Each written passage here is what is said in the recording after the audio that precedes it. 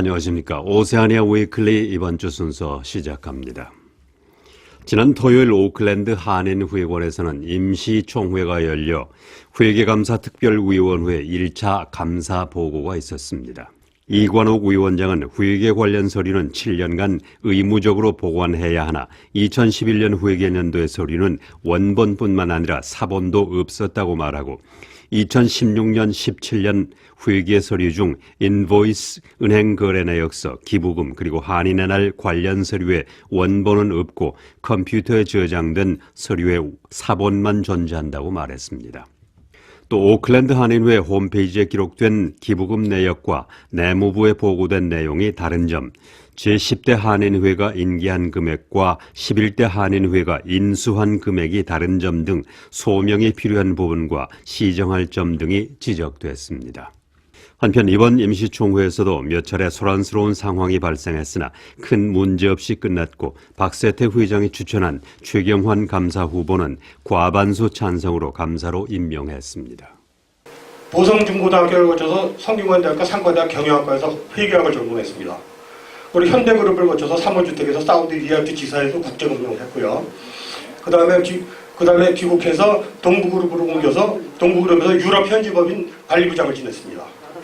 그리고 귀국해서 롯데그룹, 한국전자, 그리고 3일제약 격리부장을 했다가 이민을 왔습니다. 회계 경력만 20년입니다. 그래서 회계 분야는 이건 제조업도 아니고 일반 회계이기 때문에 원칙만 지키면 지극히 간단한 문제인데 왜 이러한 문제점들이 지금 논란이 되고 있는지 저는 도저히 이해할 수가 없어요. 스코트 모리슨 호주 총리는 턴불 총리를 타도하기 위해서 듀톤 내무장관을 이용해 몇 달 전부터 계획을 세워왔다는 의문이 제기되고 있습니다. 세터데이 페이퍼는 스코모라고 알려져 있는 새 총리는 자유당 지도부에 대한 공격에서 진정한 악역으로 밝혀졌으며 그의 배반 혐의에 대한 심오한 내용이 담겨 있다고 보도했습니다. 세터데이 페이퍼는 또 모리슨과 그의 동료들은 인기 없는 세금 감면을 통해 턴불 전 총리에게 피해를 입히고 듀톤 내무부 장관을 교묘하게 속이거나 타협 후보로 이용한 것이라고 보도했습니다.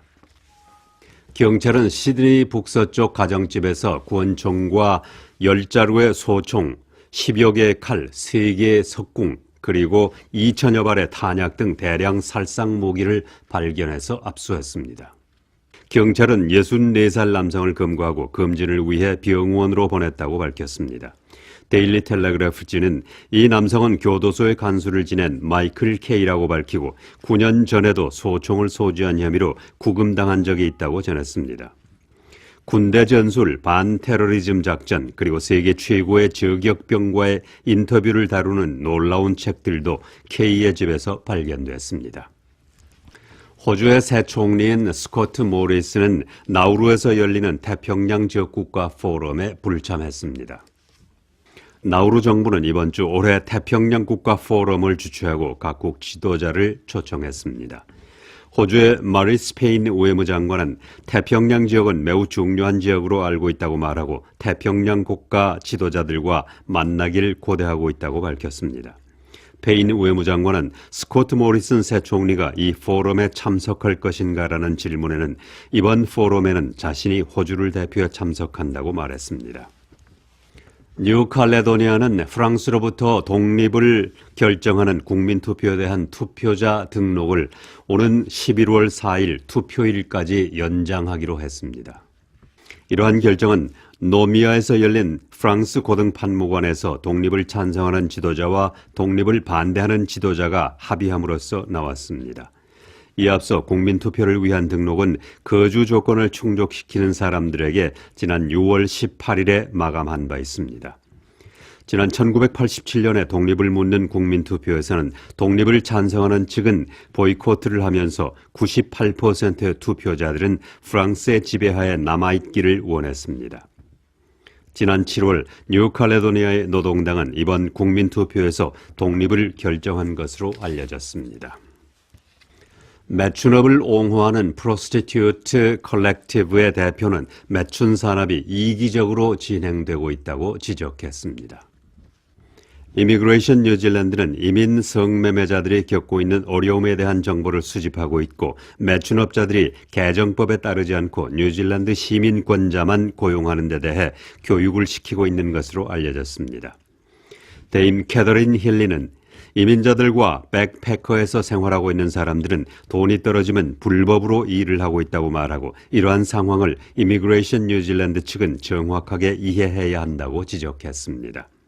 개정된 매춘법에 따르면 뉴질랜드 시민권자에 한해 매춘업에 종사할 수 있도록 하고 있습니다. 성평등 헌장이 발의된 지 채 5개월도 되지 않은 상황에서 1,500명의 변호사들이 서명한 것으로 나타났습니다.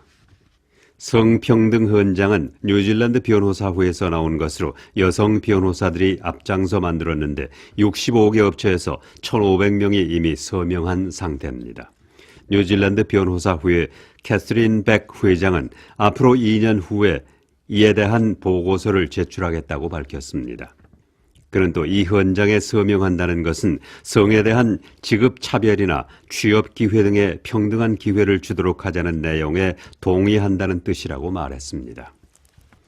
지난 일요일 오클랜드 시내 중심가에서 수천 명의 남아프리카인들이 모여 백인들이 남아프리카의 농장을 아무런 보상 없이 압류했다며 이에 항의하는 시위를 벌였습니다. 남아프리카에서는 지난 1994년 인종분리 정책이 끝난 후 백인들이 소유하고 있던 농장을 흑인들에게 재분배해주는 정책이 강제로 진행되어 왔습니다. 남아프리카에서 토지의 몰수 시도는 과거 인종차별 정책으로 돌아가는 것으로 인종에 따른 불평등을 초래해왔습니다. 남아프리카에는 백인들이 전체 인구의 9%에 지나지 않으나 작년 통계에 따르면 토지 몰수 이후 20년 이상 전체 농지의 72%를 백인들이 차지하고 있습니다. 시릴 라파모사 대통령에 의해 서서히 진행되고 있는 남아프리카의 토지개혁 정책은 공공의 이익에 따라 아무 보상 없이 백인들에게 장악되도록 허용하고 있습니다. 이러한 소식이 알려지자 비가 내리는데도 오클랜드 타운홀에서 퀸 스트리트까지 성난 남아프리카인들이 시위 행진을 벌였습니다. 전 뉴질랜드 총리를 지낸 헬렌 클락은 뉴질랜드는 선진국 중에서 가장 여성에 대한 폭력이 많은 나라로 알고 있다고 말하고 정부는 이러한 사실을 국민적 위기로 인식해야 한다고 지적했습니다. 지난 주말 오클랜드 전국 여성회의에서 연설을 통해 클락 전 총리는 이러한 이슈를 해결할 수 있는 정부의 폭넓은 역할이 필요하다고 말했습니다. 여성 평화 그리고 안전지수라는 조지타운 대학 여성위원회 연구 결과에 따르면 뉴질랜드는 선진국 중에서 여성의 평화와 안전 면에서 18번째인 것으로 나타났습니다. 헬렌 클락은 이러한 결과로 볼 때 뉴질랜드는 여성에 대한 폭력은 꼴찌를 면하기 힘들 것이라고 말했습니다.